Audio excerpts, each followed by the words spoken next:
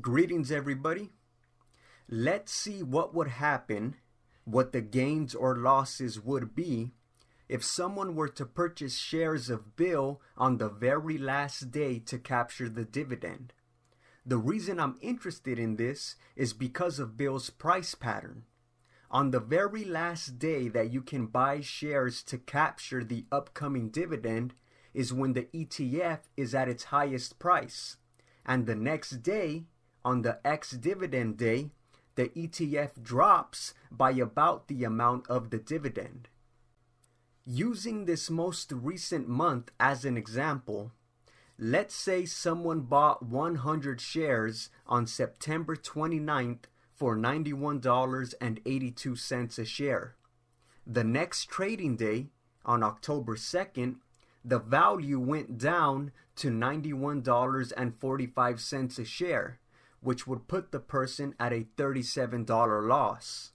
However, a $39.43 dividend is received on October 6th when the price is at $91.53, bringing the total portfolio value to $9,192.43, with the gain of $10.43.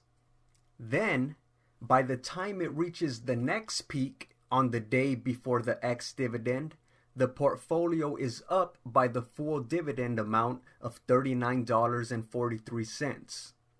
Let's see the returns over the span of 3 months. Let's say someone bought 100 shares on July 31st at $91.80 a share. During the next 3 months, this is what the returns would have been on these different dates. As a final twist, let's see what the returns would be if someone waited a day later to buy the 100 shares on the ex-dividend date when the price is at its lowest and when they would not get the upcoming dividend. In this instance, the shares would be purchased on August 1st at $91.43 a share, and this is how the returns would look over the next 3 months. If we compare both scenarios, it turns out you would actually be up by an extra $1.37 from having purchased the shares in time to get the upcoming dividend, even though the price paid for the shares was more. In conclusion, the returns are close, and it appears that it doesn't matter if you purchase the shares at a higher price as long as you get them in time to collect the upcoming dividend. And by capturing the upcoming dividend, you'll get a slightly better return than waiting until the ex-dividend date when it's at its lowest point.